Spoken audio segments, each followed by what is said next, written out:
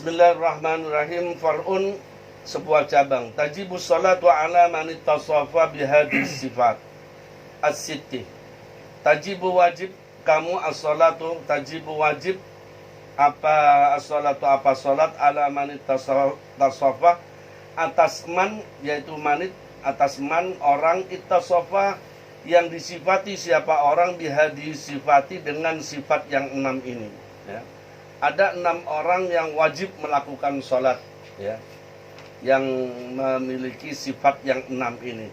Ahaduha, adapun orang yang wajib melaksanakan sholat, ya, kewajiban sholat itu bagi siapa sih?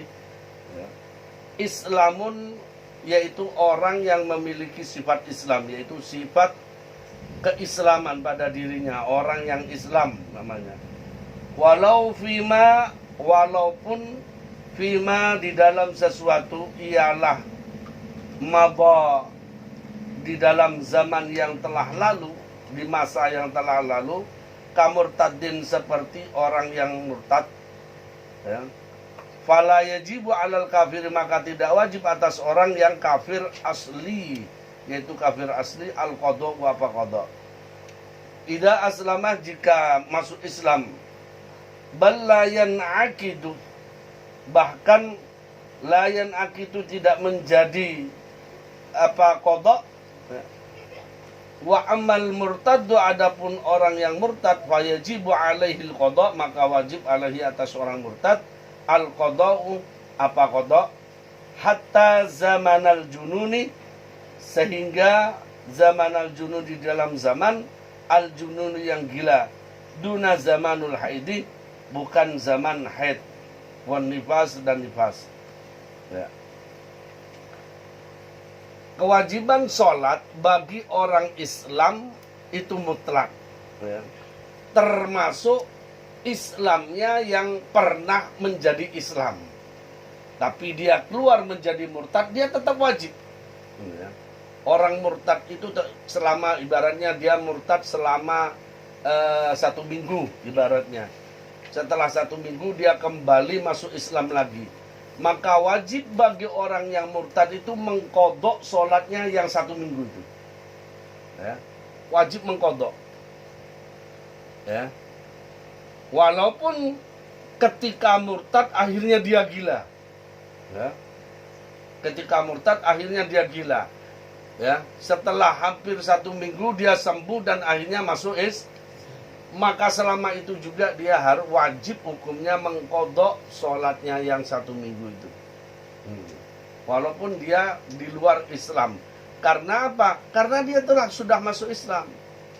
Sebenarnya kewajiban bagi orang melaksanakan sholat itu kepada seluruh umat, gitu ya, kepada seluruh umat.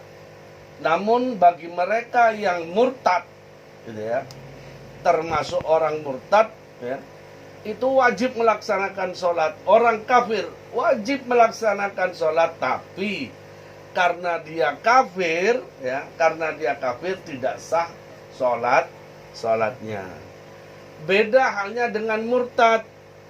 Kalaulah orang kafir, ya, ketika dia melaksanakan masuk Islam, seluruh dosa kekafirannya itu hilang, diampuni oleh Allah, ya. Kalau kafir asli, sebelumnya kafir, ya, kafir asli memang sudah dari turunan ibaratnya. Lalu dia masuk Islam, ya, ibaratnya umur 60, lalu dia masuk Islam.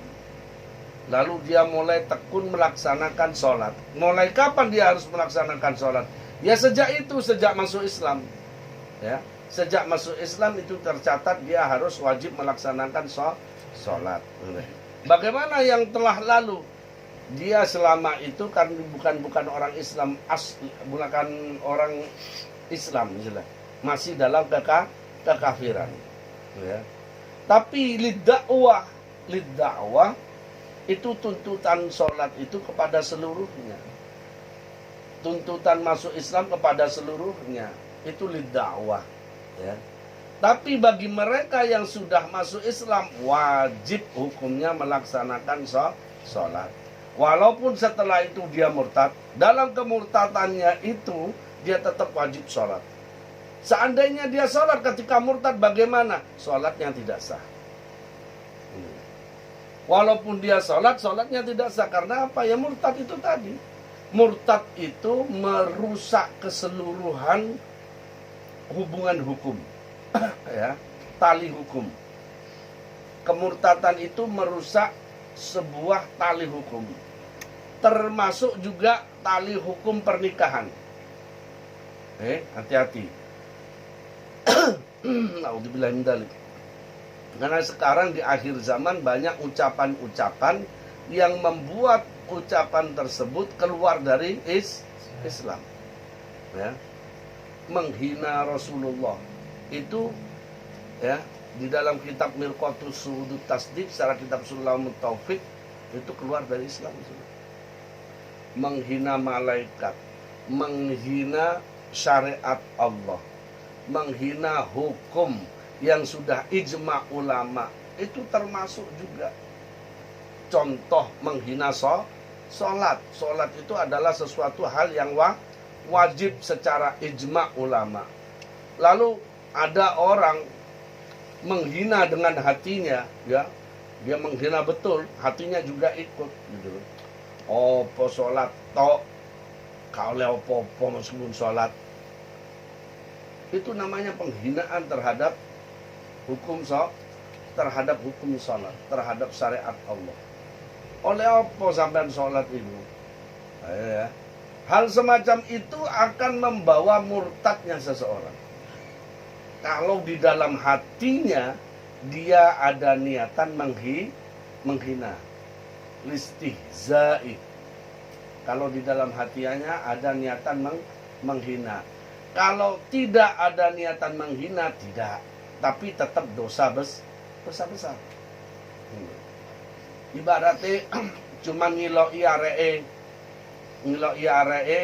apa kan ada anak itu yang gurau gitu ya, gojloki koncoy sampean sholat terus gak ono gunane. Sholat terus tapi kelakuan sih tetep ngono, wis gak usah sholat. Kan ada orang yang mengatakan gitu. Tapi kalau niatnya tidak niat menghina sholat, itu nggak menjadi murtad, tapi tetap dosa besar. Dosa besar. Mau nggak mau bagaimanapun saja, kan ada alim sholat kate opo sholat lu gak garai masuk surga. Sholat lu gak kira garai sugih sampean. Ada kan orang-orang yang berucap kayak gitu. Ini hati-hati. Kalau hal tersebut diucapkan dengan niatan menghina sholat atau meremehkan sholat, maka dia akan menjadi murtad. Ya. Banyak sekali ucapan-ucapan di kalangan di akhir zaman ini yang menghantarkan orang itu keluar dari Islam. Maka ketika murtad, tali hukum syariat terputus dengan sendirinya, termasuk pernikahannya. Nikahnya dengan istrinya rusak karena murtad. Andai kata waktunya puasa, murtad, puasanya putus, rusak. Nauzubillah min dzalik, ya. Mudah-mudahan Allah menjaga kita dari kemurtadan.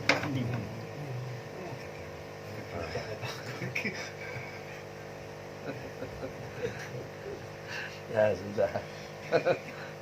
Konco dewe.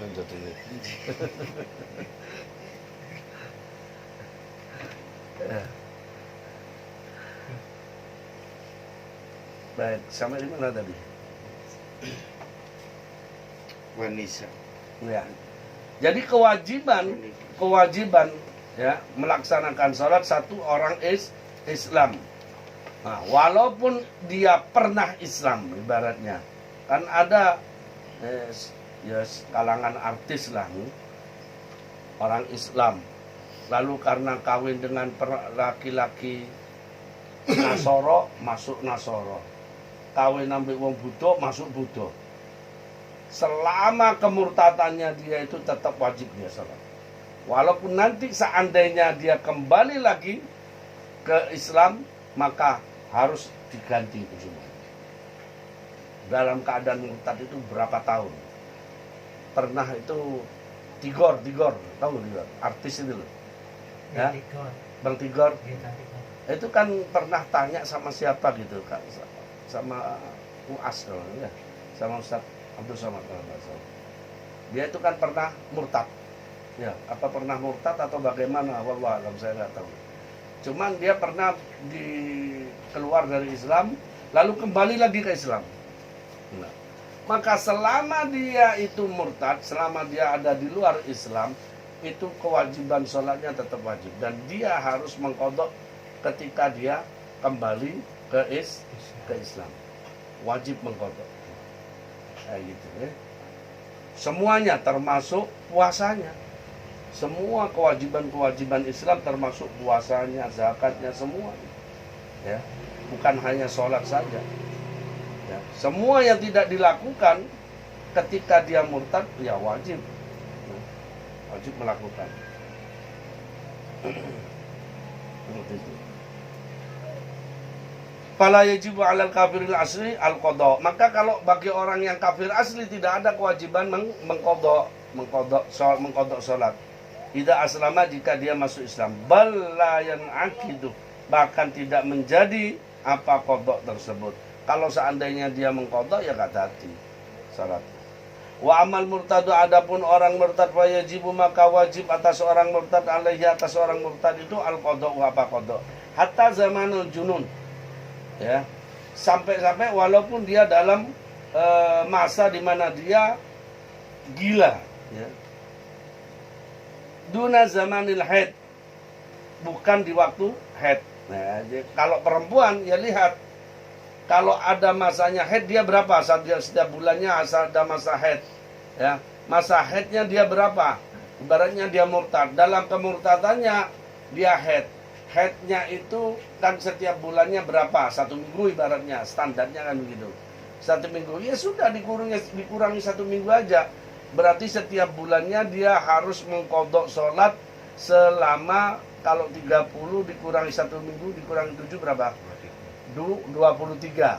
Berarti setiap bulan dia harus mengqadha 23 hari. Kali berapa bulan dia dalam keadaan murtad. Kalau perempuan, ya. Entah kalau nifas, dihitung juga masa nifasnya berapa.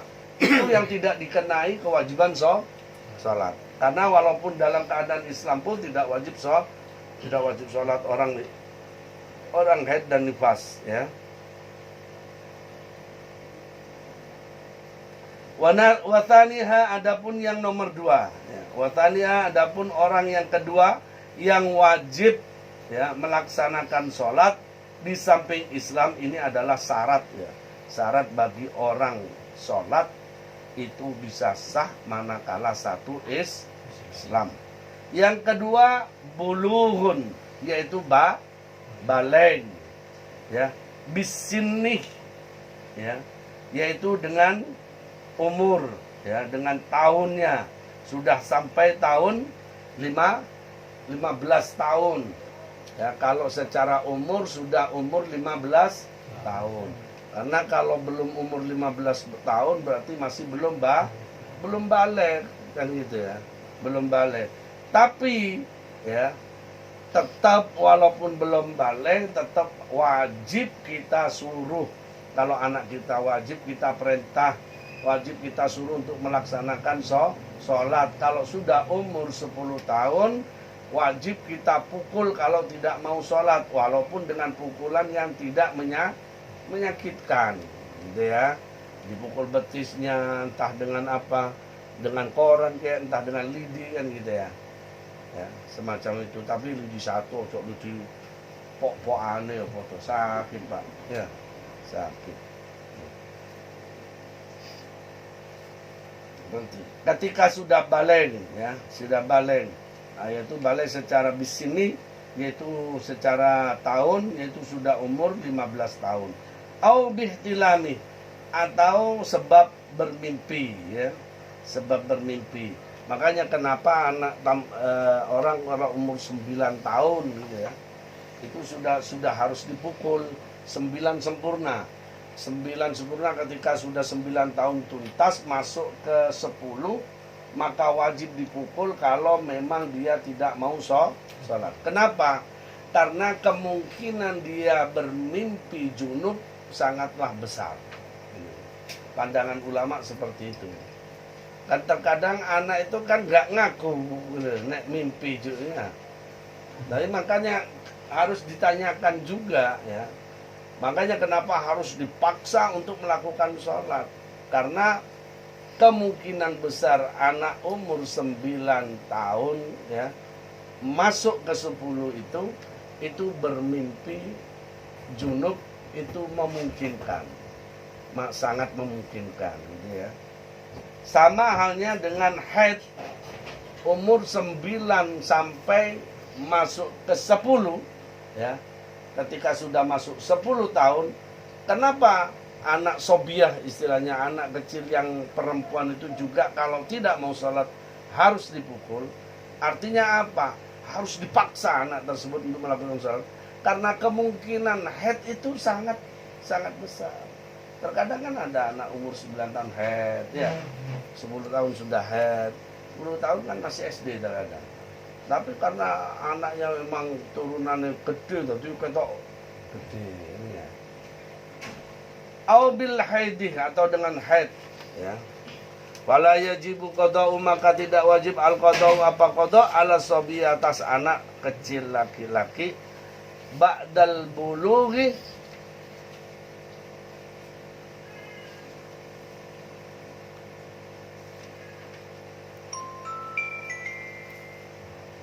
ba'dal bulughi, setelah balik ya. Lakin akan tetapi yundabu, disunatkan lahu bagi sobi ya, ida balagha, jika sudah sampai, sudah balik siapa sobi, qada uma, yaitu mengqada ma akan sesuatu, fatahu yang tidak melakukan sholat, zamanat tamyiz, di zaman tamyiznya, ilal bulughi, sampai balik. Artinya begini, kita sebagai orang tua diwajibkan untuk memerintahkan anak kita untuk melakukan sholat itu kan ketika anak sudah umur 7 tahun. Artinya anak tersebut sudah tamyiz gitu ya. Anak sudah tamyiz, maka wajib bagi orang tua memerintahkan melakukan sholat dan kewajiban-kewajiban yang lain ya bila mampu.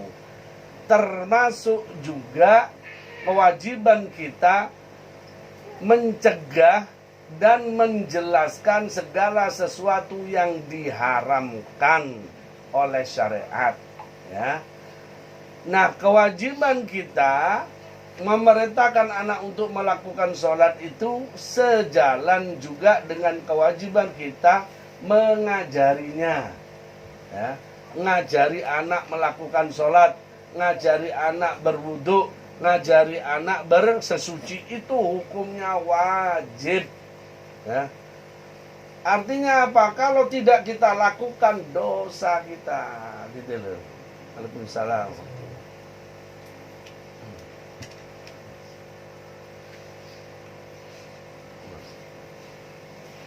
Ada ya? Kita hah? Ya gabung. Artinya apa? Artinya kalau kita tidak melakukan, tidak memerintahkan pada anak ketika anak sudah umur 7 tahun, sudah tamyiz, ya, itu dosa. Dosa. Karena itu wajib, ya, wajib. Masalah dia melakukan atau tidak, itu beda. Yang penting kita perintahkan dia melakukan sholat. Kita suruh dia melakukan sholat. Gak melakukan, bukan kewajiban kita, bukan wilayah kita. Gitu ya, dia melakukan. Tapi apakah dipukul? Tidak. Kalau sudah umur 10 tahun, memasuki menginjak 10 tahun, baru dia kita pukul kalau dia tidak mau melakukan sholat. Kayak gitu. Nah, berkaitan dengan itu juga, seandainya ada anak ya tidak melakukan sholat, sebagian daripada ketika tamyiz kadang lakokne sholat, kadang enggak, kadang lakokne sholat, kadang enggak. Nah, ketika dia sampai dia balik, kan gitu ya. Ketika balik, bolehkah dia mengqadha sholat yang dia tinggalkan selama dari tamyiz sampai balik? Itu sunnah. Oke. Sunnah bagi orang yang sudah balik mengqadha sholatnya dari dulu mulai tamyiz ya, 7 tahun, umur 7 tahun sampai umur 15 tahun, sampai dia balik istilahnya. Kalau baliknya itu umur 10 tahun berarti sudah ya mulai saja itu, mulai tamyiz umur 7 tahun sampai umur 10. Kalau baliknya ibaratnya umur 15 ya itu tadi umur 5 sampai 10. Itu sunnah. Tapi tidak ada kewajiban mengqadha. Karena apa? Masih belum mukallaf. Oke? Masih belum mukallaf. Kata-kata mukallaf itu orang yang dibebani hukum, ya. Artinya masih belum terbebani hukum. Tapi beda halnya kalaulah anak umur 10 tahun. Anak umur 10 tahun ibaratnya kita sudah perintahkan dia melakukan sholat. Lalu kita perintahkan di bulan suci Ramadan dia melakukan puasa. Lalu dia puasa. Nah, kalaulah dia itu mampu melaksanakan puasa sampai 3 hari berturut-turut, maka anak itu sejak saat itu wajib hukumnya melaksanakan puasa. Karena apa? Karena dia mampu dalam kategori mampu melaksanakan puasa. Kalau tidak mampu, ya tidak kan, jangan dipaksa. Karena anak itu masih belum balik. Tapi tetap harus kita perintahkan melaksanakan puasa bagi mereka yang mampu. Ya, kalau dicoba mampu ya sudah, perintahkan aja terus. Nah, kalau sudah 3 hari berturut-turut, katakan pada dia, nah, sampai sekarang wajib puasanya. Karena sampai berturut-turut mulai hari pertama, hari kedua, hari ketiga puasa. Dan sampean mampu, maka selanjutnya sampean harus puasa terus. Gitu ya. Walaupun belum balik. Gitu ya. Karena berdasarkan hadis Rasulullah, ya, kalaulah seseorang itu sudah mampu, ya, talata ayyamin mutatabi'ain, yaitu berpuasa yasumu talatati ayyam, 3 hari mutatabi'ain berturut-turut, ya, fayajibu alaihi, maka wajib atasnya berpuasa. Terusnya tetap wajib, gitu ya. Karena apa? Karena sudah dalam kategori mampu, walaupun belum balik, gitu ya. Nah, untuk mengqadha sholat, ya, mulai sejak tamyiz sampai dia balik, itu hukumnya sunnah, tidak wajib. Ya, kadang kan baru balik itu semangat untuk sholat kan muncul. Iya, aku diutang pakai, aku ini, gitu. Mulai kapan saya berutang? Ya sejak umur sekian tahun gini. Nah, itu kita berikan jawaban padanya. Sunnah memang untuk melakukan mengqadha, tapi tidak wajib. Andai kata dia mengqadha, bagus. Dan itu yang disenangi oleh Allah, gitu ya. Apa-apa, suruh aja.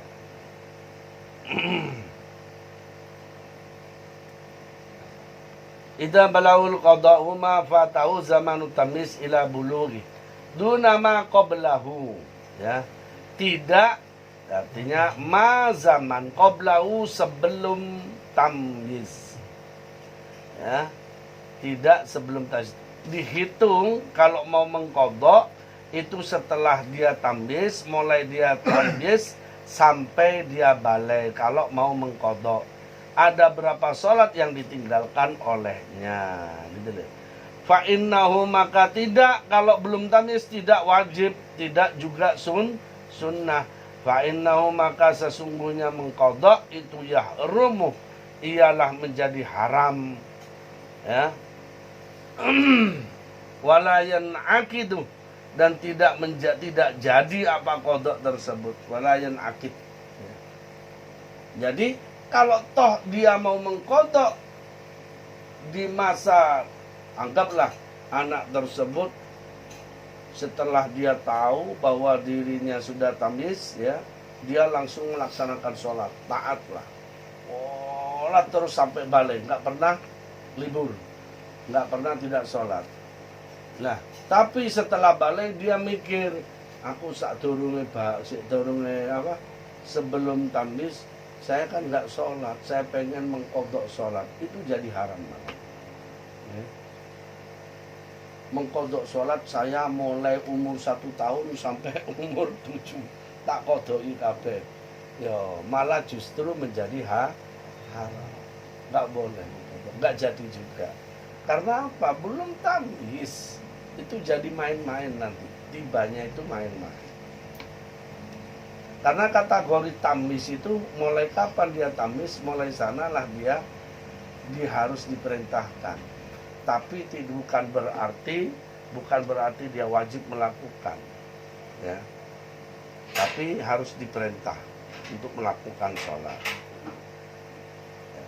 Karena apa? Mulai sejak awal dia paham, mengerti, ya, maka dibutuhkan anak tersebut terbiasa melakukan kebaikan.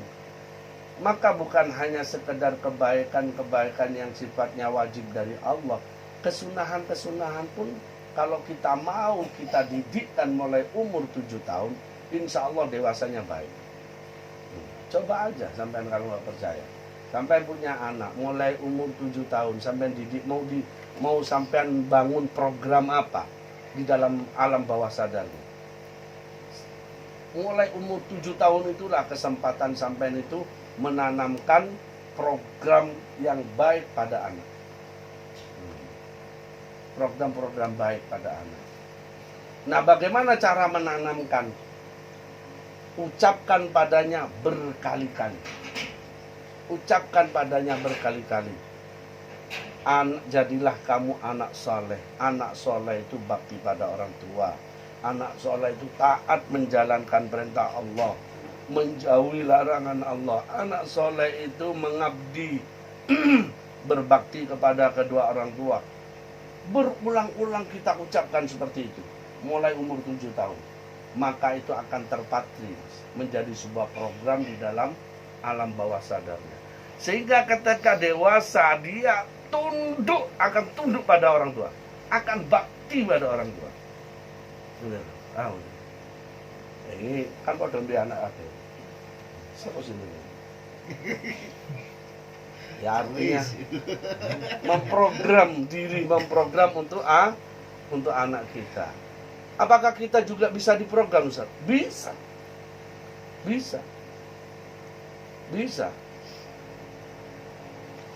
Alam sadar kan saya sering katakan, ya, manusia itu terbagi menjadi 2 bagian. Ada alam sadar, ada alam bawah sadar. Ada otak kanan, ada otak kiri.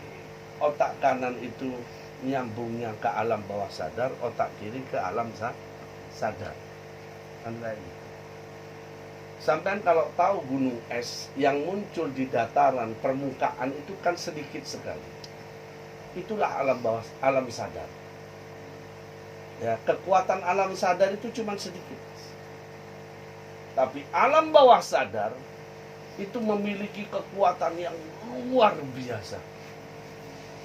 Hampir 80-90% kekuatan manusia berada di alam bawah sadar. Di alam bawah sadar itu isinya apa? Keyakinan, kesabaran, bersyukur, ikhlas, kejujuran, logika. Itu tidak menerima. Kalau orang jujur bakal sukses, orang jujur bisa jadi kaya, itu logika nggak akan terima. Ya enggak? Oh, gak iso, pengen suki yo ker. Kan ngono lah. Pengen suki kerja. Pengen pintar, belajar. Itu alam sadar, akal. Tapi kalau alam bawah sadar beda. Isinya apa? Keyakinan. Kalau sampai melakukan sesuatu itu yakin terjadi, terjadilah. Akan terjadi. Tapi itu lagi, ada kekuatan sabar, ada kekuatan syukur, ada kekuatan ikhlas di dalam alam bawah sadar.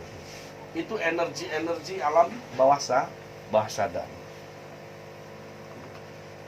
Ada keikhlasan, ada ketawakalan. Tawakal. Makanya dikatakan oleh Rasulullah sallallahu alaihi wasallam, "Man sarrah ayyakuna aqwan nas." Barang siapa yang ingin menjadi orang yang paling kuat di antara manusia, falyatawakkal 'ala Allah. Maka bertawakallah kepada Allah. Tawakal itu bagaimana? Tawakal itu bukan pasrah kepada Allah lalu diam tidak berbuat apa-apa. Itu namanya putus asa. Bedanya tipis antara tawakal dengan putus asa. Ya. Nah, kalau tawakal bagaimana? Tawakal itu memasrahkan hasilnya kepada Allah, ikhtiarnya tetap dilakukan, usaha tetap dilakukan, hasilnya gak dipikir. Hasilnya gak dipikir, oleh pirai gak dipikir, tapi yakin ini akan membuahkan hasil yang baik. Itu akan membuahkan hasil yang besar. Yakin ya, ambil Gusti Allah dengan usaha ini, ya, karena saya usaha ini, ya Allah senang kan pada orang yang bekerja keras. Allah senang pada orang yang mau berusaha. Ya, Allah paling nggak suka kepada orang yang leye-leye. Leye-leye itu apa?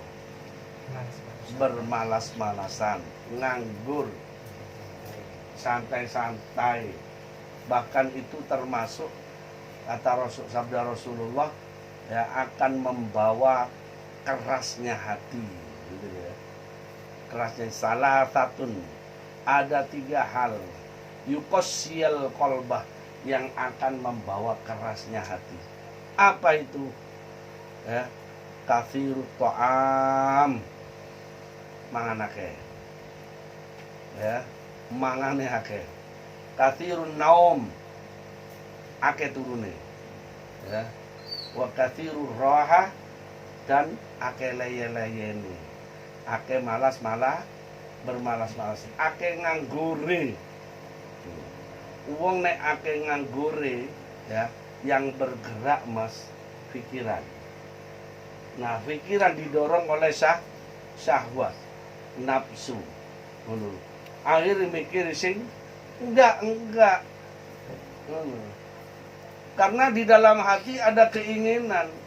Keinginan tidak disertai dengan usaha, cuma dipikir tak.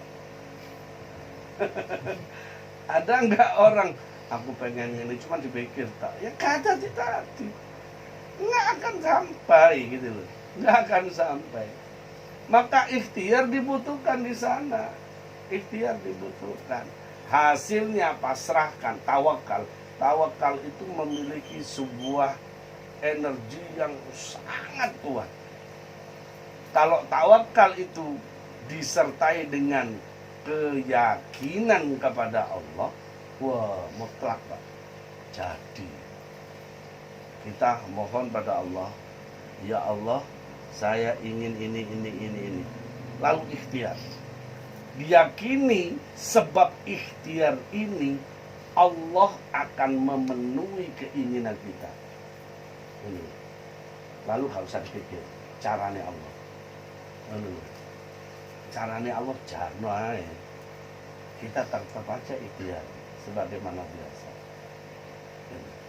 Kalau ikhtiar sandaran pada akal boleh, pada keilmuan, oh menurut ilmu dagang harus begini, menurut ilmu perekonomian harus begini, itu ikhtiarnya. Tapi hasilnya nggak usah bersandar pada apapun kecuali kepada Allah.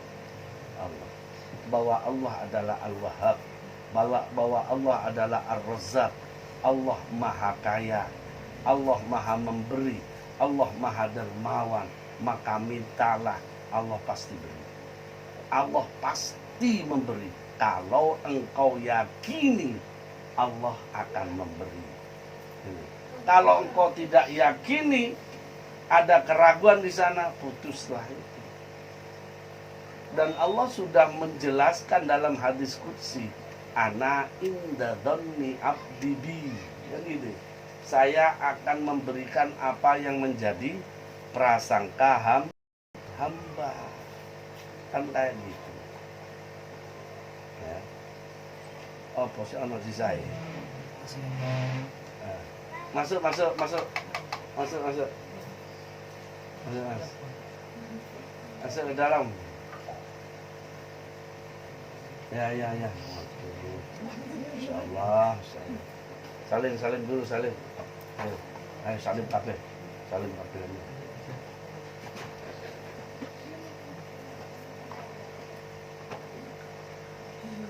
Ayo. Salim semuanya.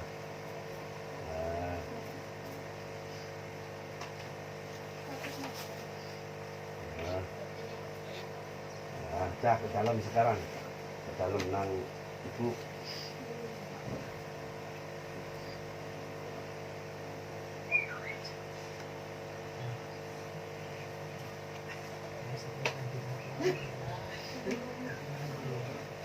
Geser gini.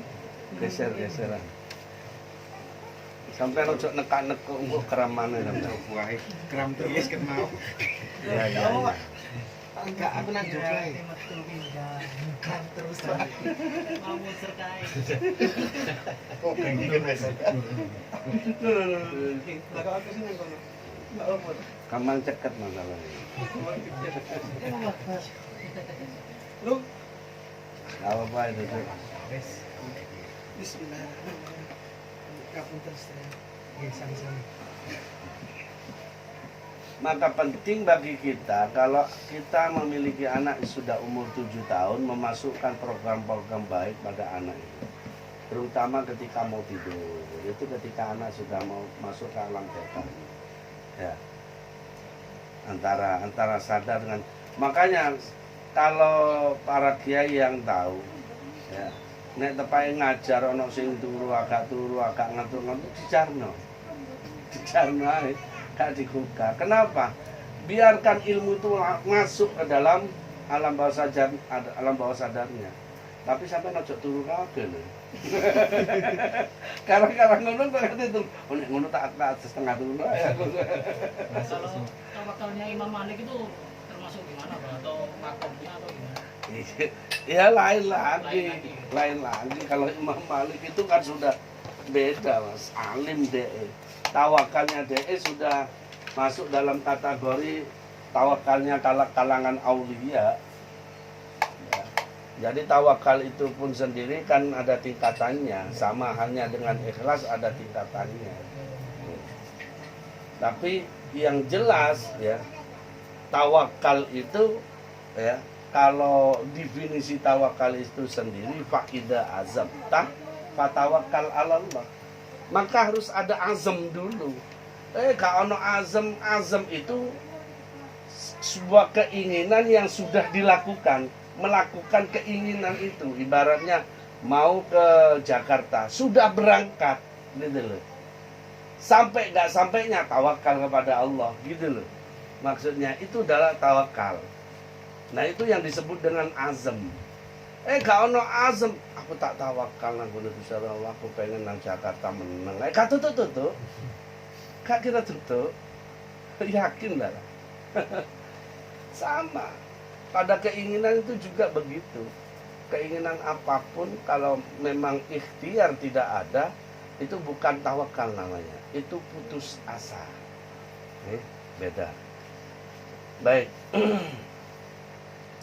Pentingnya kita juga memasukkan kejujuran pada anak ya.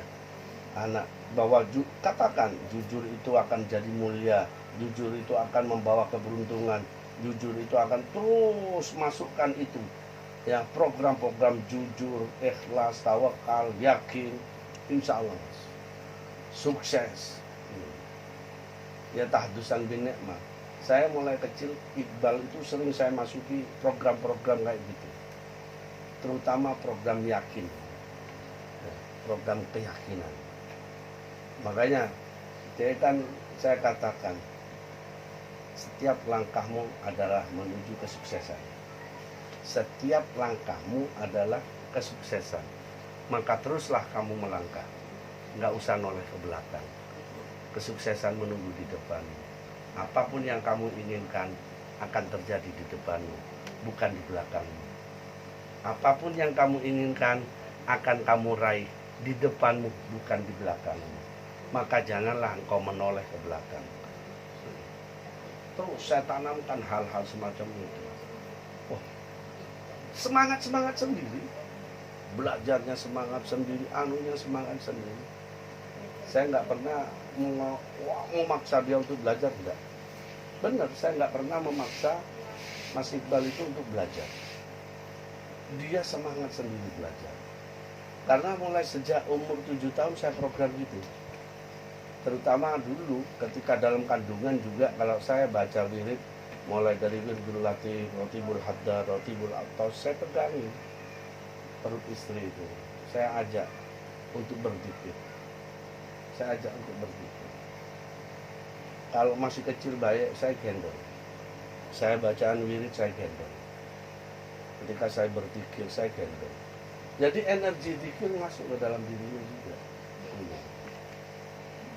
Energi zikir itulah yang juga akan membawa anak itu cerdas, membawa anak itu sukses. Gitu. Pentingnya kan membimbing, mendidik anak bukan ketika anak sudah tamyiz saja sebenarnya. Mulai sejak dalam kandungan. Mulai sejak dalam kandungan. Baik.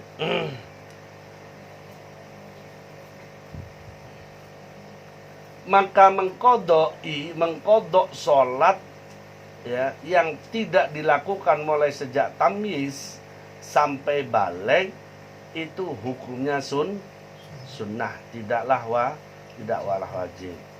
Artinya kalau sunnah kalau dilakukan ya bagus gitu.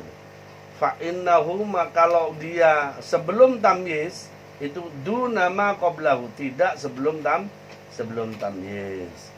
Kalau sebelum tamyiz dia juga mengqadainya, itu justru menjadi haram. Fa innahu yahrumu, maka mengqada salat di masa dia belum tamyiz yahrumu haram.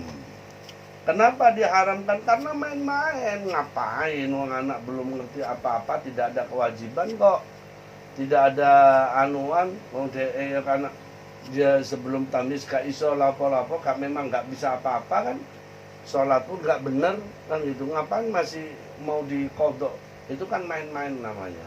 Sholat itu gak boleh dibuat main-main gitu.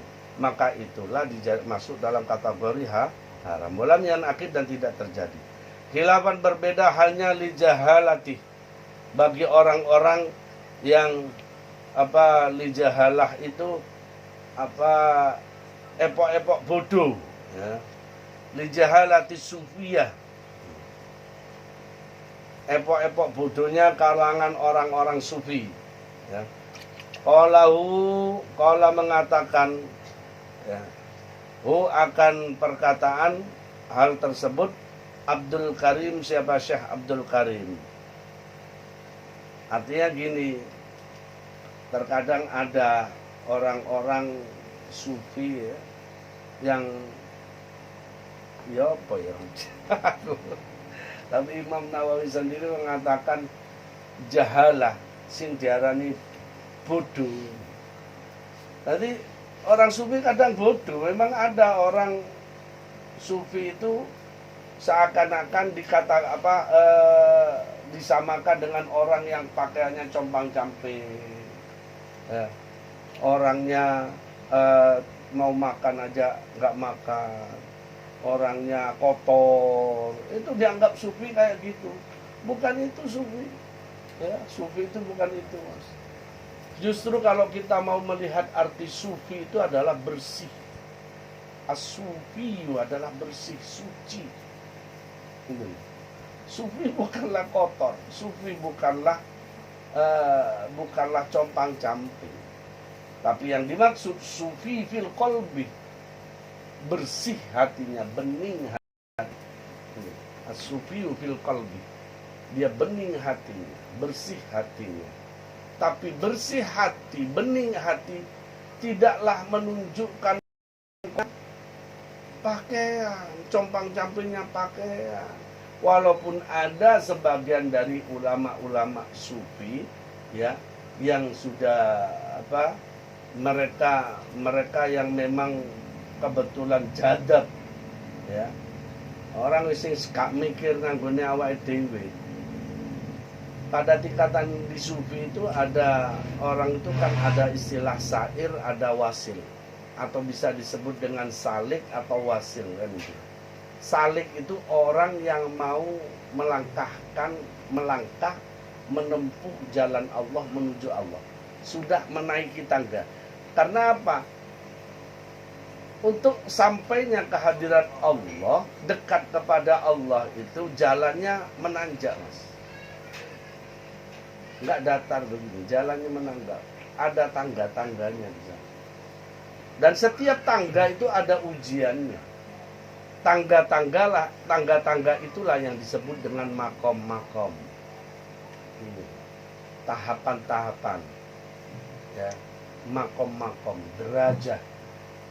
Nah, tapi perlu diketahui orang yang sudah salik ya, artinya sudah salik itu berarti dia sudah berjalan, sudah melangkah menaiki satu tangga.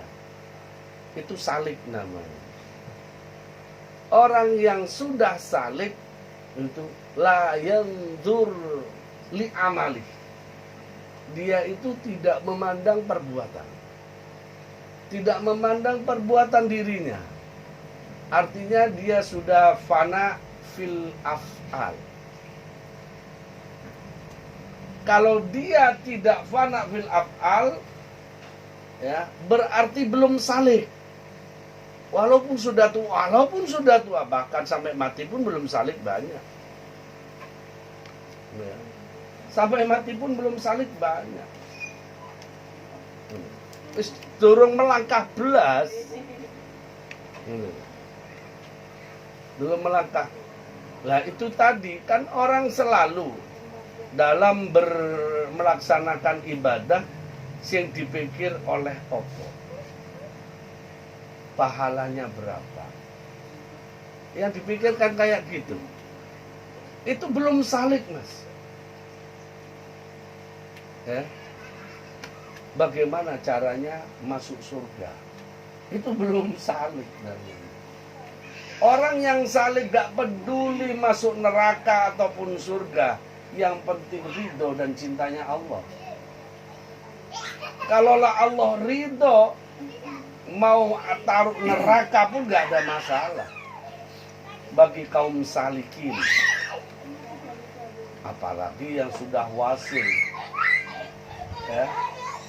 Kalau wasil itu fana fil hal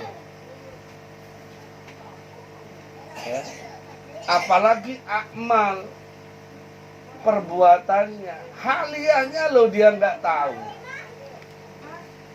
Artinya fana fil hal itu rusak di dalam kondisinya, dia tidak tahu kondisi dirinya. Makanya rentetannya salik itu man arofa nafsahu faqad arofa rabbah. Ini salik. Ini salik. Prosesnya itu memahami diri untuk ma'rifat billah. Man arofa nafsahu faqad arofa rabbah. Ini salik.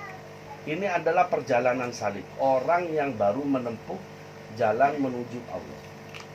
Jadi, siapa dirimu? Tanyakan pada dirimu. Maka orang yang mengetahui dirinya, dia akan tahu siapa Tuhan. Dia akan mengenal siapa Tuhan. Oh, bukan hanya sekedar, ya saya ini kan hamba. Tuhan, Allah adalah Tuhan. Allah adalah yang menciptakan, bukan hanya sekedar itu, banyak sekali. Kita ini hamba. Kalau kita mengakui kita hamba, seharusnya seperti apa kita berbuat? Kalau kita ini hamba, dapat perintah apa dari Allah sebagai Tuhan? Maka pantaskah kita menjalankan perintah hanya berharap pahala, balasan? Aku nek gede balasannya tak lakoni. Nek gak gede lah apa aku sih kate ngelakoni. Itu kan berarti dia bukan hamba. Sejatinya hamba di dalam melakukan segala sesuatu yang diperintahkan oleh Allah sebagai Tuhannya, itu semata-mata untuk senang dan ridhonya Tuhan. Untuk senang dan ridhonya Allah. Semata-mata itu. Gak peduli dikasih sedikit maupun berapapun, gak dikasih, gak ada urusan. Wong, sejatinya saya ini hamba kok. Sejatinya awak dewe ki hamba. Maka hamba seharusnya ya, yang penting ngelakoni perintah. Ini masih belum salik nih loh ya. Sampai di sini masih belum salik ini. Sampai di sini masih belum salik. Ketika sudah tahu ya bahwa kita dirinya adalah hamba, Allah adalah Tuhan yang memang memerintahkan kita melakukan beberapa kewajiban, lalu kita melakukannya. Ternyata kita tahu, mengenal dari sifat-sifat Allah itu semua. Nah, oh ternyata Allah lah yang menciptakan saya. Allah lah yang menggerakkan saya. Allah lah yang mengibadahkan saya. Allah lah yang mensodakohkan saya.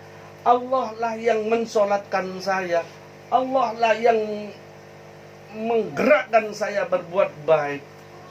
Maka lepaslah amal.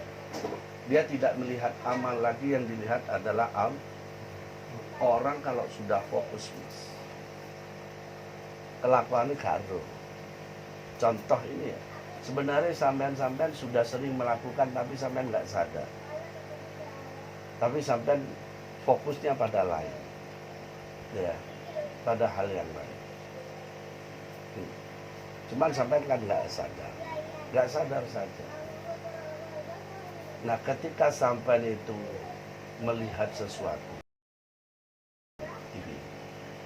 melihat TV, terkesima dengan isi sinetron yang di televisi atau isi film yang di televisi, sampai sampean ke bawah masuk ke dalamnya, ikut merasakan. Ya Allah, ya Allah, aku tiba, wah, aku kena tembak, gue mati ya Allah. Sampai kayak gitu. Kalau saya tanyakan, selesainya itu, tadi kamu berbuat apa? Tahu nggak kira-kira? Saya yang fokus melihat sampean. Sampean fokus melihat film yang sampean senang. Saya catat perbuatan sampean melakukan ini. Ketika selesai film itu akan saya tanyakan, sampean tadi melakukan apa saja? Jam sekian sampai jam ini ketika melakukan apa, melihat TV.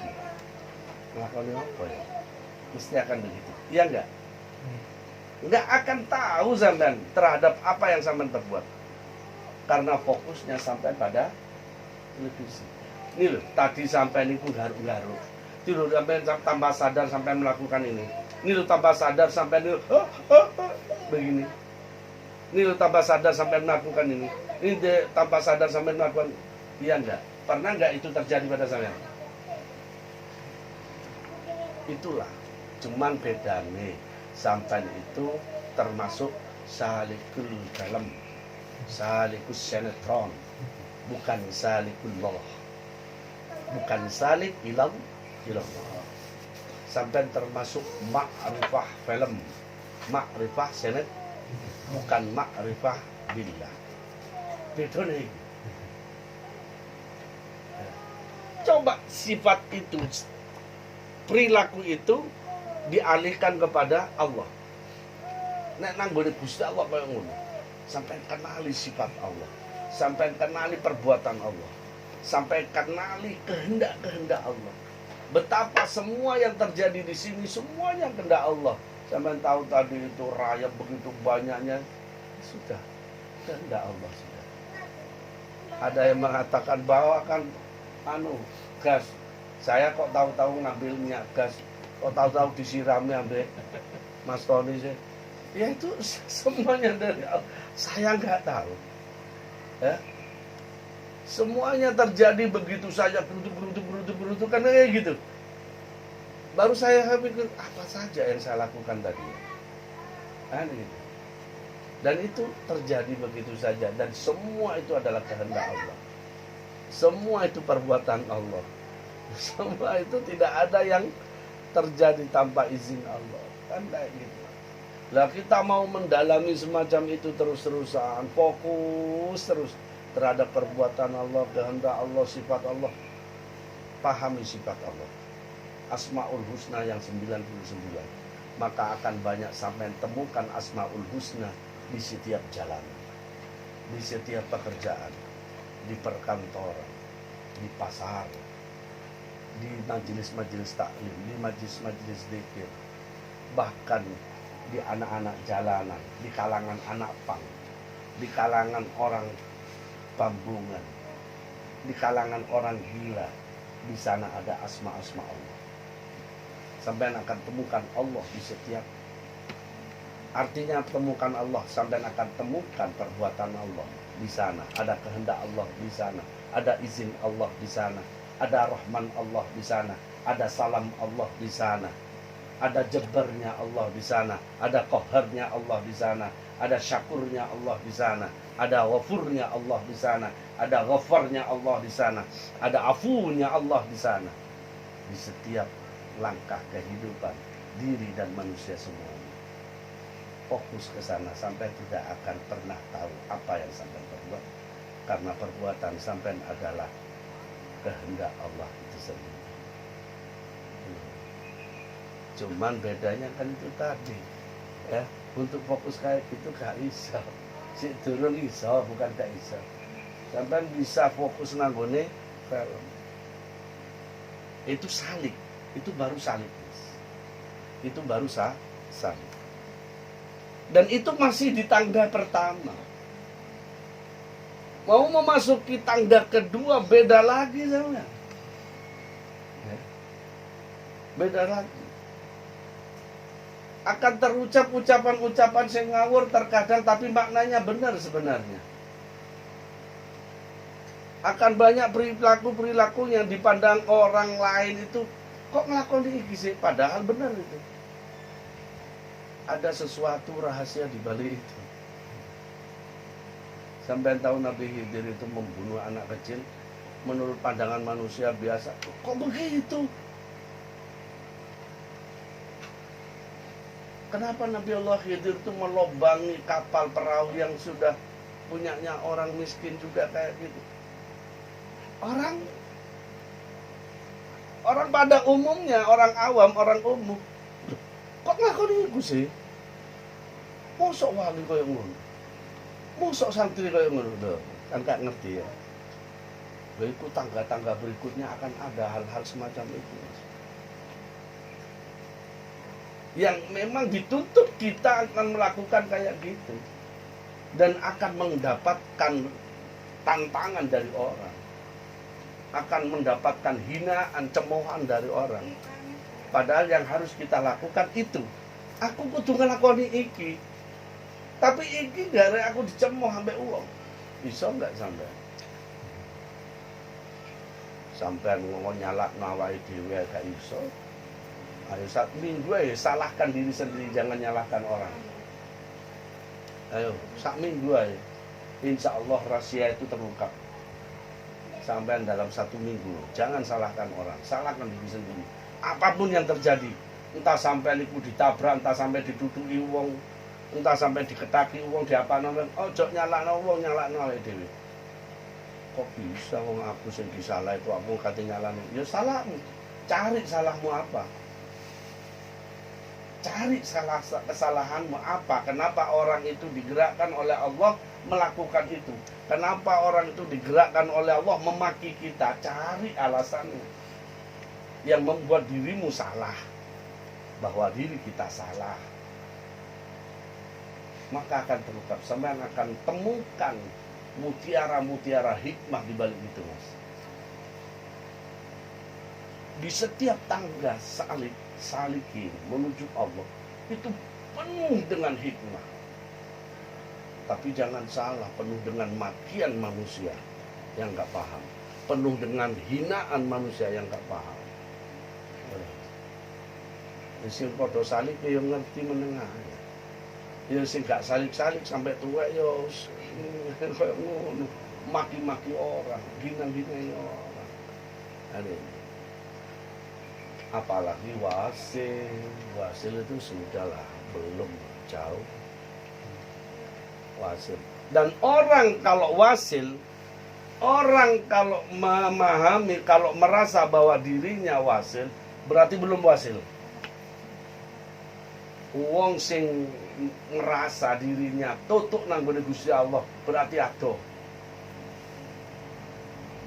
Orang yang merasa dirinya nyambung ambek Gusti Allah berarti terputus. Orang yang merasa dirinya ikhlas berarti gak ikhlas. Orang yang merasa dirinya tawakal berarti gak tawakal ya. Nah, paham jelas. Wis sampean paham wis. Paham gak paham apa jare wis. Engko Allah sing ngekeki paham nang sampean ya. Sampean gak usah nuntut paham saiki. Kok gak paham sih aku sik omongane apa wis jane. Allah kok sing ngekeki paham sampean. Sing penting sampean ngaji yo terus. Zikir sing tak anu nambah. Sampai kan saya sudah kasih ya. Saya sudah ijazahkan pada sampean semua. Dzikra wirdul latif dengan rotibul haddad. Kalau nggak punya, nih rotibul haddad, bawa,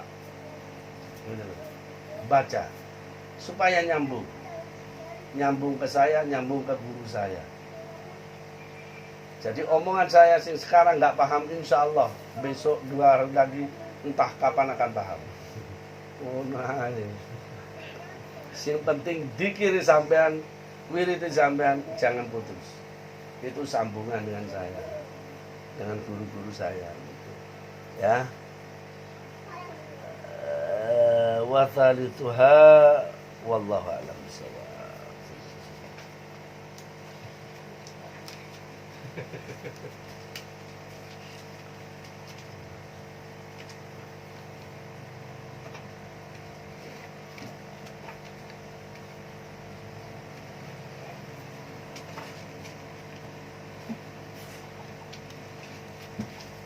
Bismillahirrahmanirrahim. Alhamdulillahirabbil alamin wassalatu wassalamu ala asyrafil anbiya'i wal mursalin sayyidina Muhammadin wa ala alihi washabbihi ajmain. Rabbi shrah li sadri wa yassir li amri wahlul 'uqdatam min lisani yafqahu qawli. Wa la haula wa la quwwata illa billahil 'aliyyil 'azim. Allahumma inna nasta'udzika ma 'allamtana wa laqina biha idza nasitana bi rahmatika ya arhamar rahimin. Bismillahirrahmanirrahim. Wa'lam anna Allah Ta'ala muttali'un ala sariratika.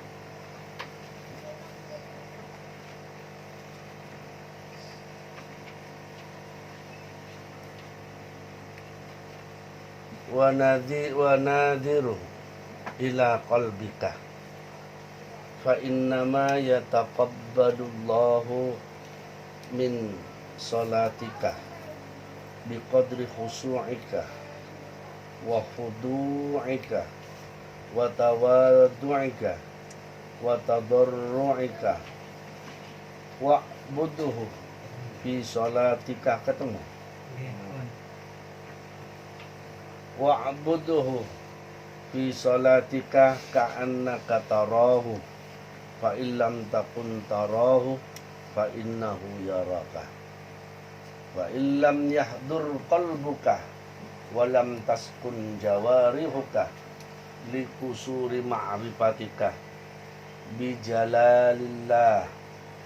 bijalillahi ta'ala faqaddir anna rajulan salihan min wujuhi ahli baitika yanzuru ilaika liya'lama kaifa salatuka fa inda dzalika yahduru qalbuka wa taskunu jawarihuka thummarji ila nafsik wa qul ya nafsassu ala tastahi min khaliqika wa maulaki id qaddarta ittala'a abdin dalilin min ibadihi alaika wa'lam, ketahuilah. Ketemu ya semua ya? Ada yang belum ketemu? Hah? Ini masih ada kitabnya. Kasihkan. Yang nggak megang kitab, pegang kitab.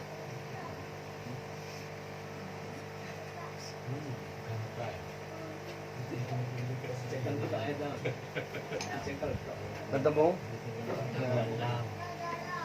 Wa'lam, ketemu semua ya? Wa'lam, ketahuilah annallaha, sesungguhnya Allah Ta'ala Maha Luhur Allah. Muttali'un, ialah melihat Allah ala sariratika, atas rahasiamu.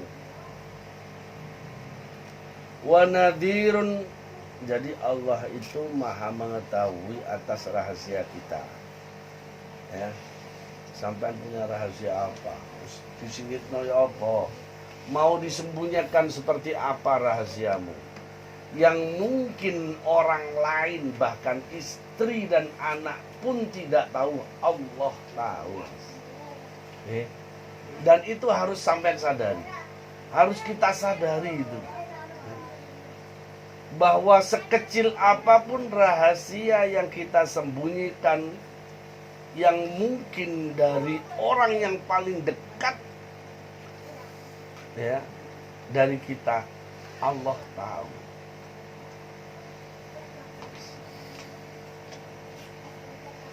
Setiap manusia punya perilaku buruk. Setiap manusia punya perbuatan entah kapan ya itu pernah melakukan suatu keburukan. Yang mungkin keburukan itu tidak ada satupun yang tahu kecuali kita sendiri. Bahkan dari orang yang paling dekat dengan kita tidak ada yang tahu. Dan kita saja yang tahu. Dan itu betul-betul rahasia. Andai kata diungkap, bleng, sampai dicap orang jelek sudah. Paham? Ada nggak dari semua dari? Ada kan? Aku ya ada lah. Oh kau sing kau dulu ya. Andai kata dibuka oleh Allah rahasia itu, walaupun siapapun yang tidak ada yang tahu, bahkan orang terdekat pun, bahkan mungkin sampean yang sudah melupakan itu, tapi Allah tahu. Andai kata Allah membukanya, sampean bakal dijawab apa? Dengan orang. Langsung dipamerno ambek Gusti Allah. Iki lho arek iki koyo ngene. Gambare langsung diketokno, koyo wis disyuting ngono. Syutingane diketokno. Iki lho sunar sing ahli ibadah ngono. Nyatane koyo ngono ya. Saumpama. Amin.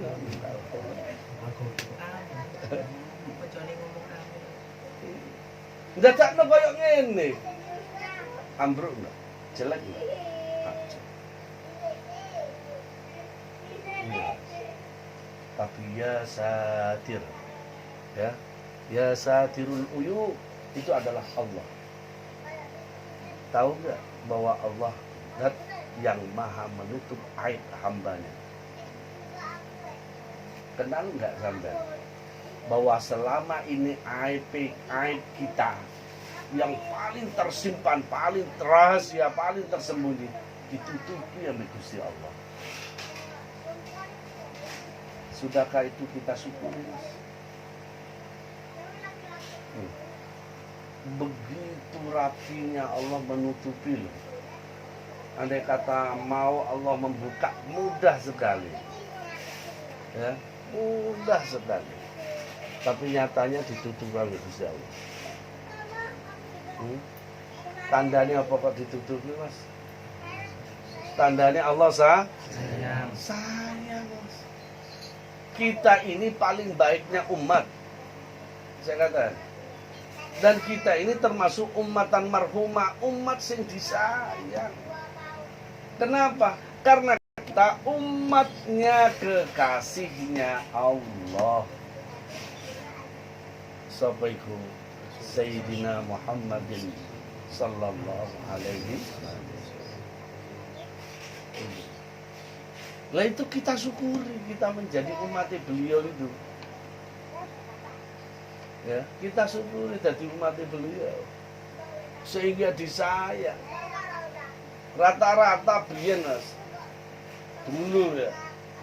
Kalau nabinya itu sudah wafat, mungkar lagi sudah umatnya. Ya. Ono nabine sik urip sik apik. Tapi nabine mati acur wis kelakuane. Hilang sudah. Tapi Nabi Muhammad sallallahu alaihi wasallam setelah wafatnya beliau semakin banyak yang masuk Islam. Semakin banyak yang menjalankan misinya Rasulullah. Itu bedanya, Mas. Bedanya. Ya. Kenapa? Ayo, sampai tahu rahasianya kenapa? Hah?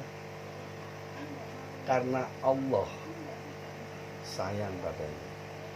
Allah sangat mencintai. Allah saja bersolawat dan memerintahkan seluruhnya bersolawat kepadanya. Sebelum alam ini diciptakan, Allah sudah ciptakan nur yang namanya Nur Muhammad. Allah kadang-kadang nur itu dibawa oleh Allah. Sampai no coba bayangno koyo cahaya digawa kaya ngono wis gak usah bayangno. Lebih baik gak dibayangno. Nanti gak ada sampean rusak. Nur itu dibawa kemana-mana. Nur Muhammad. Saking indahnya nur itu. Nur Muhammad.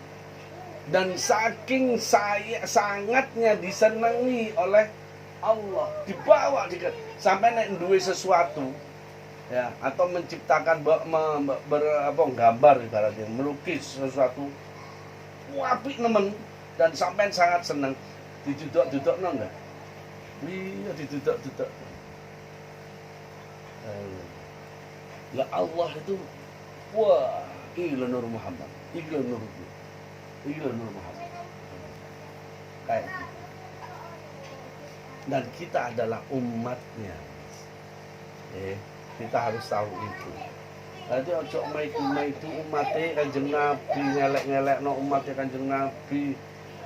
Sing sampean ilokno, sing sampean maki, sing sampean celah, dia juga umatnya Kanjeng Nabi. Meskipun berbuat seperti apa, ya benci nanggone kelakuane tapi ojo benci nanggone wonge ku umatnya Kanjeng Nabi. Ya.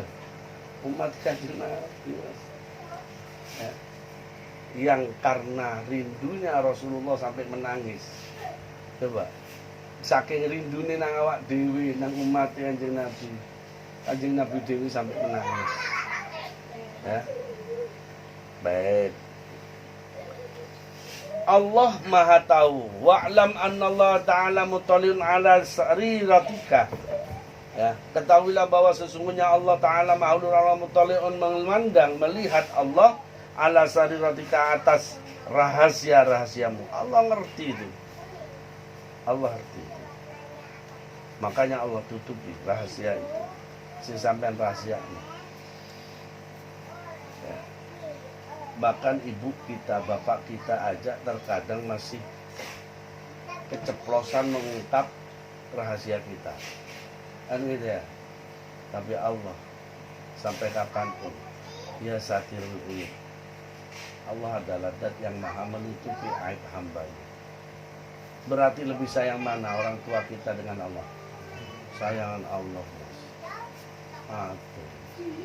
Nah, kalau kepada orang tua sampean itu mengabdi, kalau kepada orang tua sampean menghormati, kalau kepada orang tua sampean berusaha untuk mentaati, kenapa kepada Allah tidak?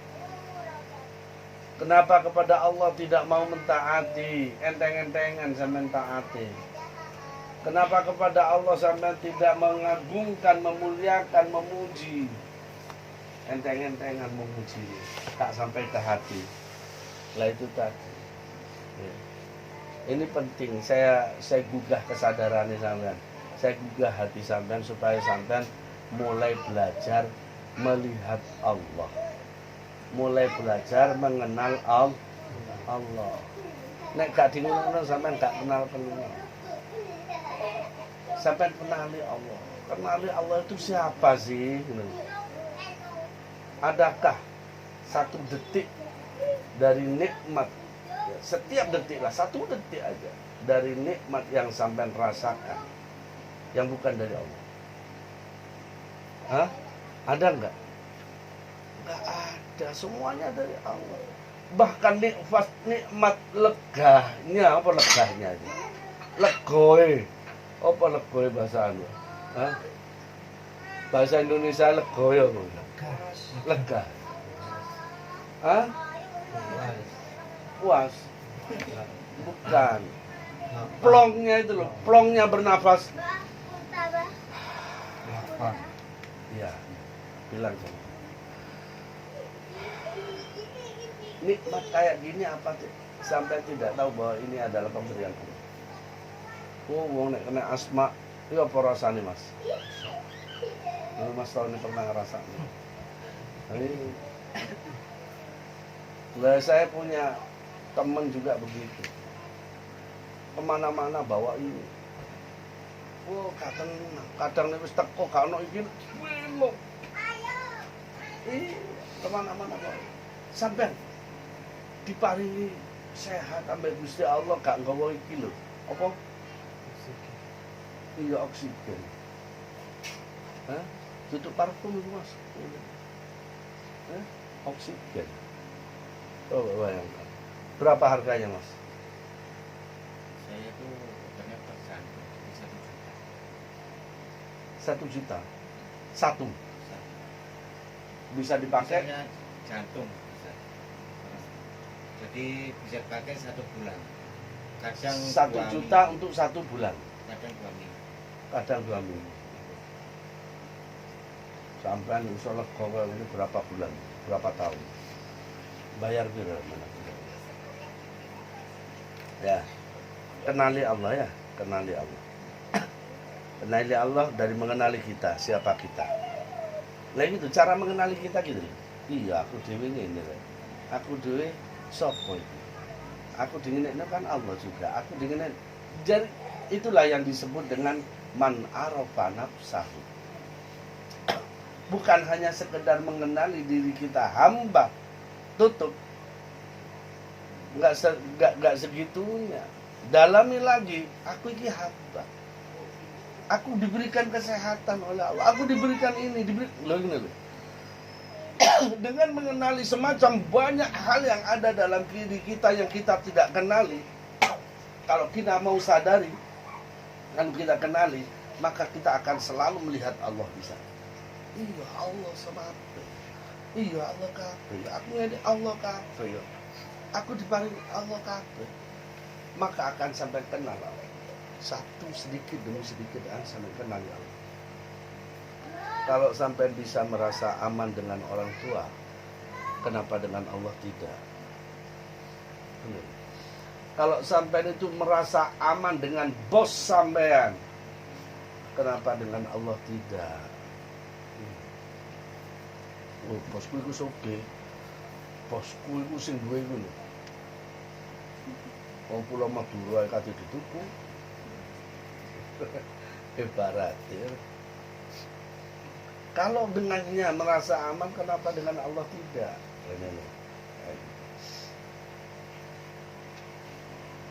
Wa nadirun ila qalbika, dan Allah nadirun memandang Allah ila qalbika. Nadir ini melihat dengan secara teliti, ya, meneliti. Nadir itu memandang secara teliti, itu nadir. Jadi tidak ada yang tersembunyi. Dan Allah adalah nadir ila qalbika, memandang kepada hatimu. Fa innama maka hanya sanya yataqabbalullah. Fa innama maka hanya sanya yataqabbalu, menghadap pasti, ya, pasti menerima. Fa innama dan hanya sanya pasti yataqabbalu, menerima Allah min sholatika, dari salatmu, biqadri khusyu'ika, dengan kadar kekhusyuanmu. Salatmu bakal diterima ambek Gusti Allah nek sampean khusyuk. Wa khudu'ika biqadri khudu'ika, dengan kadar, berapa sih kadar kekhusyuannya? Berapa sih kadar kekhudu'annya? Ya. Khudu', yaitu tunduk, anteng, ya, di hadapan Allah. Wa tawadu'ika, dan apa? Tawadu, andap asor, ya. Karena sholat menghadap Allah. Seberapa kadar andap asor nang Gusti Allah, akhlaknya menghadap Allah, seberapa besar kadarnya kekhusyuan nang Gusti Allah. Khusyuk itu mikiri Allah terus, eling Gusti Allah terus. Sampai mulai dari takbir Allahu Akbar sampai salam, berapa kali sampai ingat Allah? Ya, hanya sekedar itu Allah yang terima. Ketika sampai ingat, ketika sampai khudu, ketika sampai tadarru, ketika sampai tawaddu, betul kadarnya sesuai dengan itu Allah terima salat. Nek wis gak ono blas kaeling blas Allahu Akbar, pikiran atine rekreasi nang gone mall, rekreasi nang gone kiras, wis gak ngerti ya. Ya. Dadi wujuduhu ka'adami, ana salate sampean padha ambek gak sono. Lah ya apa? Salat kok iso rekreasi. Hah? Kayak gitu. Sebenarnya bagaimana cara khusyuk? Khusyuk itu nek sampean gak iso memahayati apa yang sampean baca, menghadirkan hati di hadapan Allah, wis cukup ketika takbir, mulai dari takbir Allah, ini sudah nyebut Allah. Allah ini nggak sampai menghadapi Allah. Ingatlah diri kita bahwa diri kita di hadapan Allah. Ingatlah bahwa diri kita dilihat oleh Allah. Allahu Akbar. Ya. Seakan-akan memanggil Allah. Kau yang maha besar ya Allah. Kau yang besar nikmatnya ya Allah. Kau yang maha besar kekuasaanmu. Kau yang maha besar pemberianmu. Kau maha besar pengampunanmu. Kau maha besar kehendakmu. Begitu di hati terus. Allah, Allah, memaknai Allah terus. Allah, Allah. Mulai takbir Allahu Akbar, terus gitu.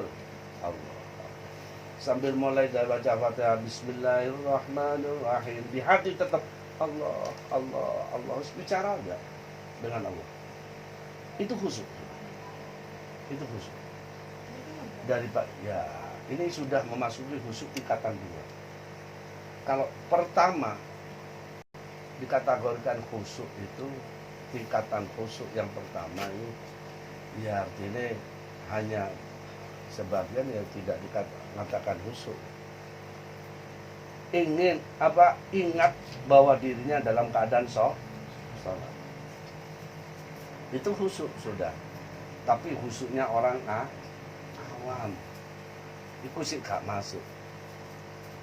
Arti ketika takbir Allahu Akbar, merasa dan ingat bahwa ini takbir adalah takbirnya bukan takbirnya demo. Allahu Akbar. Kok pas ini Allahu Akbar, beda sama itu kata demo sama. Hah? Kan kayak gitu. Ketika rukuk sampean merasa bahwa rukuknya ini adalah rukuk sholat. Ketika i'tidal merasa bahwa i'tidal ini adalah i'tidal sholat. Saya melakukan sholat. Ngadeg ini sampai merasa bahwa sampai melakukan sholat. Berdiri. Ketika sujud sampai merasa bahwa sujud itu adalah sujudnya sholat. Ketika duduk merasa bahwa duduknya itu duduk sholat. Itu adalah khusyuk. Tapi khusyuk tingkat awam. Ya, khusyuk daripada pikiran ambek ati ini melayang nanggone dindi rekreasi kita. Wis pikiran ambek ati ini fokus nanggone sing dilakoni. Kayak gitu. Itu sudah dalam kategori tapi yo jangan di sana toh. Usahakan tingkatkan kehusuan sampean pada tingkatan itu tadi, ingat Allah. Karena yang dikatakan di sini oleh Allah oleh Imam Ghazali, ya, saya lanjutkan. Mana tadi? Nah, ini. Fa innama yataqabbalu, dan hanya saja menerima Allahu min salatika, dari salatmu, bi qadri khusyu'ika, dengan qadar khusyukmu, wa khudu'ika, dan kadar ketenanganmu, wa tawaddu'ika, dan kadar dengan kadar tawaddu'mu, yaitu andap asormu, wa taudarru'ika, dan dengan kadar menghinakannya kamu, merendahkannya kamu, wa'budhu, maka beribadahlah kamu, ya, berbaktilah kamu, mengabdilah kamu kepada Allah fi sholatika, di dalam sholatmu, ka'annaka tarahu, seakan-akan ada kamu, sesungguhnya kamu tarahu, ialah melihat Allah. Rasakan sampai berada di hadapan Allah dan melihat, ya, melihat Allah. Melihat Allah dengan menggerakkan ini, Allah berbuat ini, Allah melakukan ini, Allah melakukan ini, ya. Fa illam takun tarahu, maka jika tidak ada kamu tarahu, dapat melihat kepada Allah, fa innahu, maka sesungguhnya Allah yarakah, melihatmu. Maka khusyuk itu di sana. Kalau sampean gak iso salate sampean delok Gusti Allah, ya rasakno bahwa Allah delok sampean, melihat kita. Lah, khusyuk itu di sana. Seberapa lama kita itu merasa dilihat Allah, di sana kadar kehusuan kita. Ya. Seperti fa illam yahdur qalbuka, maka jika tidak hadir qalbuka, apa hatimu, walam taskun, dan tidak diam, yaitu tidak diam, tidak anteng, ya, tidak tentram, jawarihuka, apa anggota badanmu, likusuri ma'rifatika, karena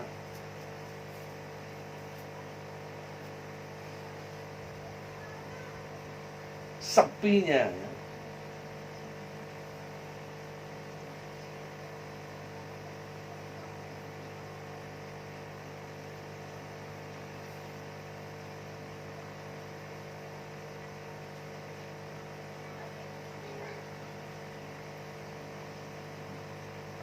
walam taskun, dan tidak diam, tidak sakin, tidak tenang, tidak tentram, jawarihuka, apa beberapa anggotamu, anggota badanmu, ya, likusuri ma'rifatika, ya, karena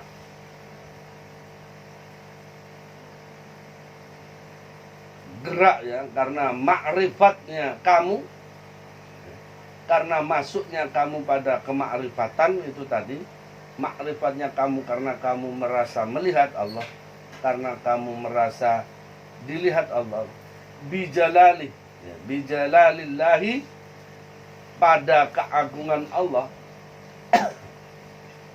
gak iso tenang, gak iso hadir hatimu, dan tidak bisa tenang anggota badanmu karena memang mengenal atau ma'rifah pada zat yang agung, pada keagungan Allah Ta'ala Maha Nur Allah, faqaddir, maka memperkirakan kamu, anna rajulan, sesungguhnya orang laki-laki salihan yang saleh, min wujuhi ahli baitika, dari arah ahlul bait, ya, dari arah ahli rumahmu, yanzuru ilaika, ialah memandangmu, yanzuru, ialah memandang orang tersebut, ilaika, kepadamu, liya'lama,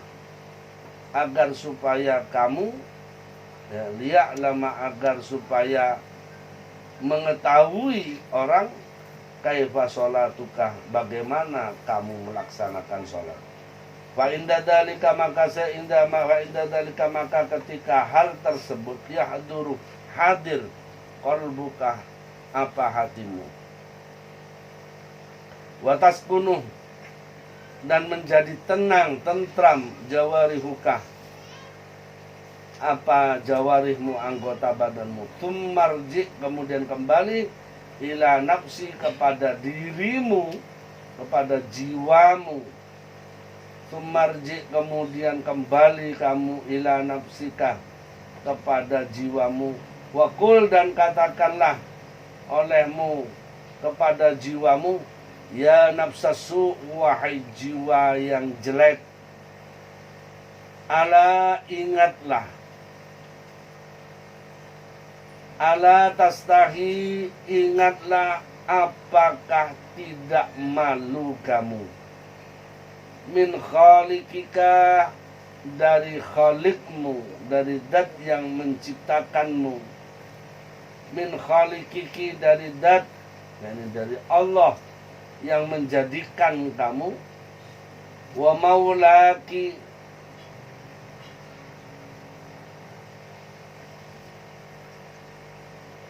dan yang merajai kamu, il qaddarta, ketika memperkirakan kamu, ittola'ah, pada memandang atau pada melihat, abdin, kehambaan, dalilin,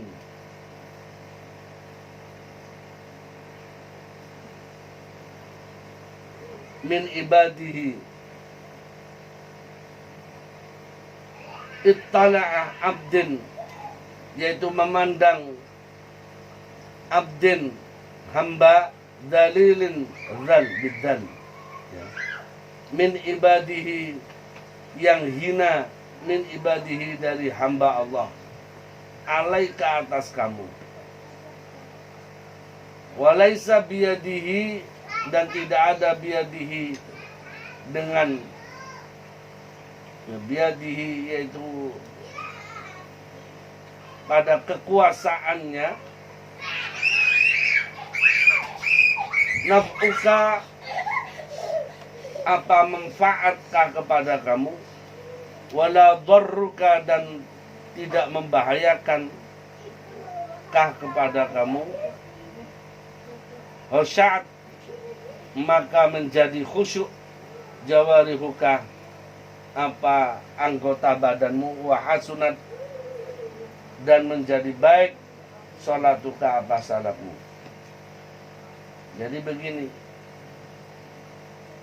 Imam Ghazali menegaskan bahwa diterimanya sholat itu karena khusyuk, ya, khudu, tenang, dan tawaddu, merendahkan hati, merendahkan, menghinakan diri, wa tadarru, dan merendahkan, ya, wa tawaddu, dan apa, andap asor, ya. Itu untuk bisa diterimanya sholat kita oleh Allah, ya. Maka dengan khusyuk itu bagaimana? beribadah seakan-akan melihat Allah. Kalau tidak bisa, rasakan bahwa Allah melihat kita. Lalu hadirkan hati kita, ya, hadirkan hati kita di hadapan Allah.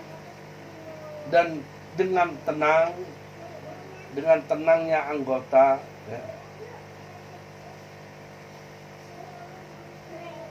kalau itu tidak bisa disebabkan karena memang nggak bisa tenang, anggota gelisah, bergerak aja, disebabkan karena ma'rifahnya, ma'rifah bijalalillah, mengenalnya atau mengetahui dengan keagungan Allah, bergerak terus itu, semacam itu.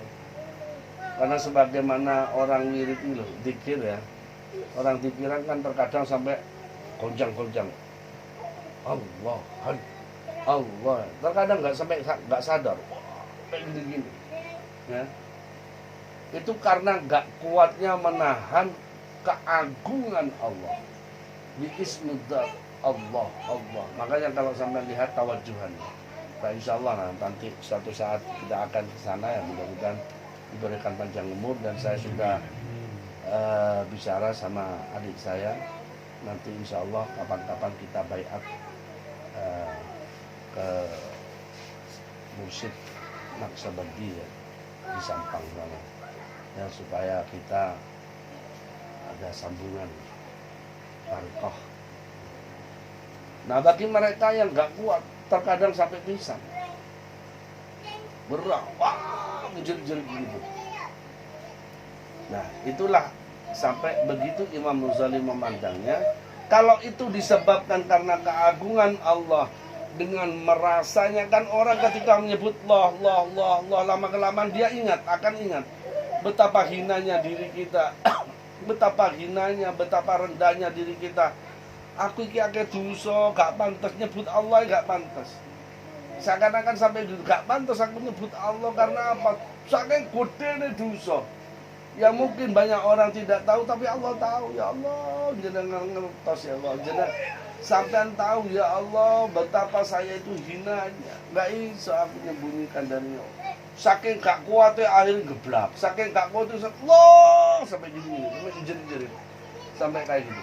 Nah, ketika tidak tenangnya begitu, li jalalillahi ta'ala, faqaddir anna rajulan salihan min wujuhi ahli baitikah yandur ilaika. Maka rasa nu'ai seakan-akan ada orang soleh, ustadz atau kiai, ya, dari keluarga kamu, keluarga kita, yang melihat kita, dan tahu terhadap hati kita. Rasa nu'ai ngono, ya, seakan-akan dia melihat liya'lama kaifa sholatika, mengetahui gerakan dari sholat kita. Fa idza dzalika yahduru qalbuka, maka ketika itu baru hati kita akan hadir kembali dan diam jawarih kita.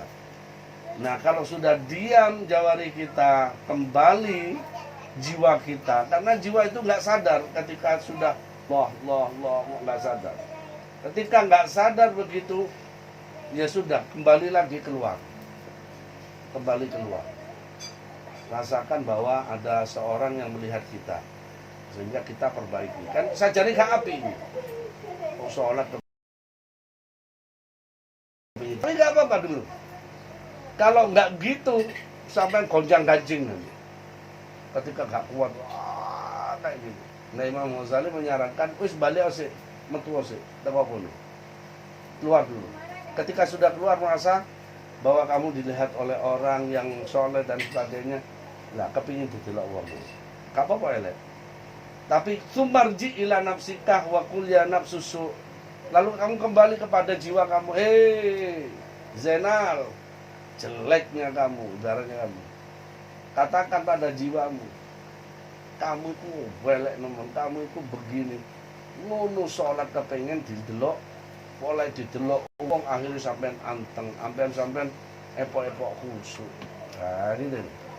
Katakan, jelekkan, hinakan diri kita. Wakul, dan katakan ya nafsusu, ala tastahi min khaliqika wa maulaki, min khaliqiki wa maulaki. Apa awakmu iku gak eling? Ya. Apa sampean iku gak izin ta nang gone zat yang menciptakan kamu, yang tahu terhadap kamu dari segalanya. Ya. Dia yang menguasai kamu. Ketika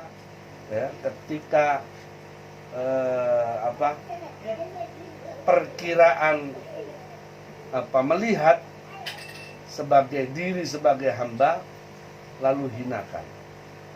Awakmu iku nafsu yang elek, awakmu iku hamba. Apa gak ngerti awakmu nek didelok ambek Gusti Allah. Dan Allah Allah tahu apa yang ada di hatimu. Sadari itu. Hinakan. Bicaralah pada jiwamu dan hinakan dia. Karena hanya kamu yang tahu rahasia jiwamu. Maka hinakan jiwa itu. Di mana jiwa itu pernah berbuat buruk walaupun disembunyikan. Ya. Semacam itu. Dan katakan tidak ada selain Allah yang bisa membuat orang itu bahaya. Dan tidak ada selain Allah yang bisa memberikan manfaat. Ngapain kamu itu sholat pengen dilihat orang? Iso apa wong iku? Gak izin tanang guni Gusti Allah, gak malu gak? Katakan itu pada jiwa kita. Ya, wala darrah hasya'at jawarimuka. Ya, katakan itu. Sehingga hati kita akan kembali kepada Allah. Khusyuk kembali kepada wa hasunat sholatuka, dan menjadi baik sholatmu.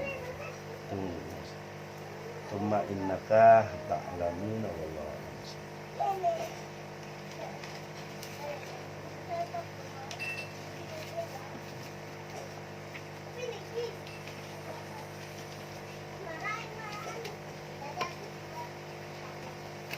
Bismillahirrahmanirrahim. Alhamdulillahirabbil alamin wassalatu wassalamu ala asyrofil anbiya'i wal mursalin sayyidina Muhammadin wa ala alihi washabihi ajmain.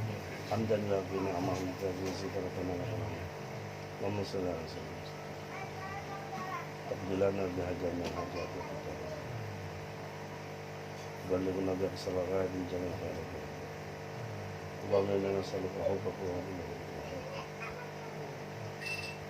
Sallallahu alaihi wasallam.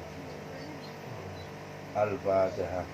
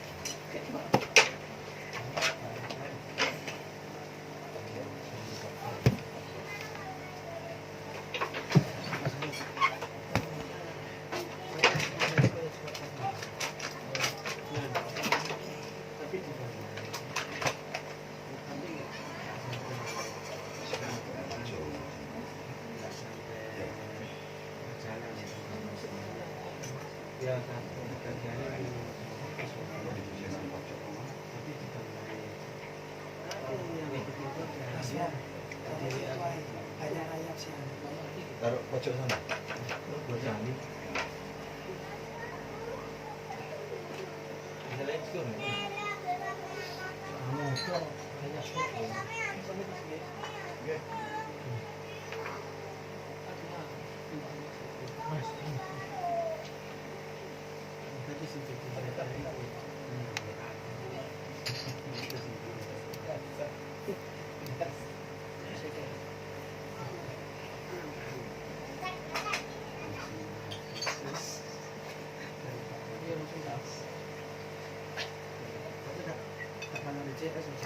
Apa perlu terus?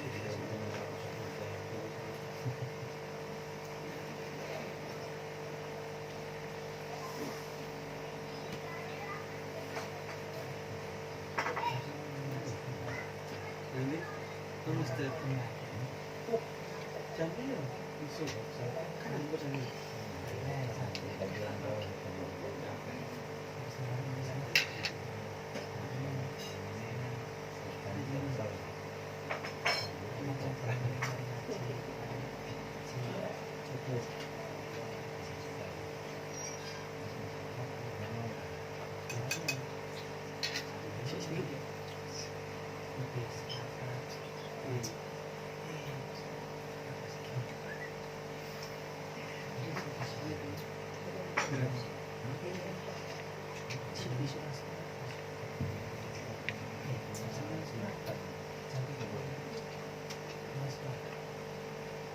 Dari satu enggak? Satu. Masih kurang.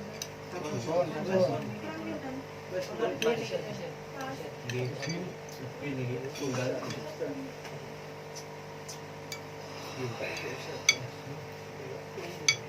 Loh.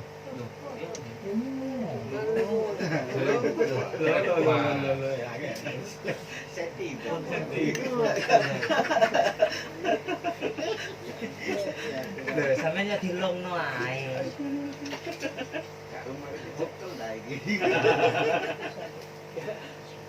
Monggo,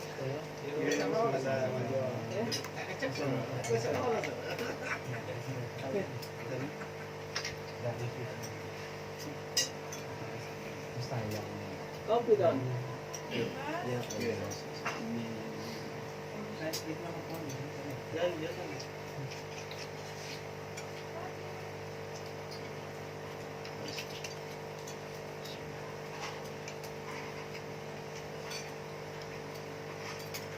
Tapi gini, iya, aku nanti kan closer.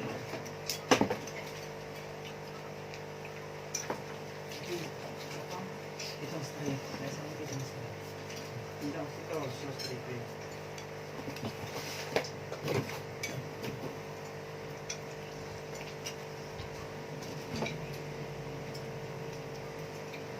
Terus straight. Timbul nggak?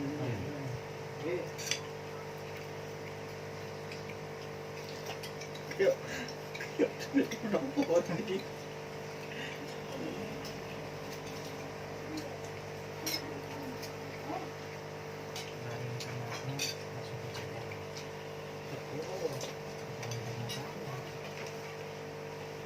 Bismillah.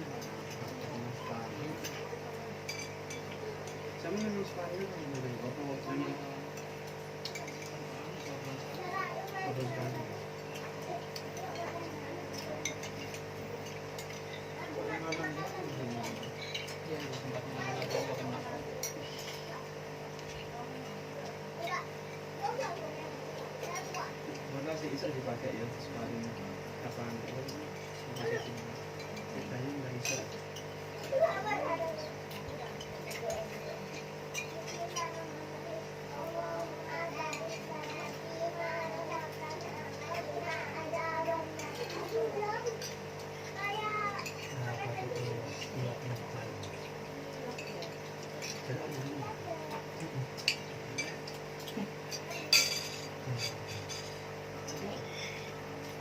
ketika kontrol ini kontrol kirim sini keren keren ini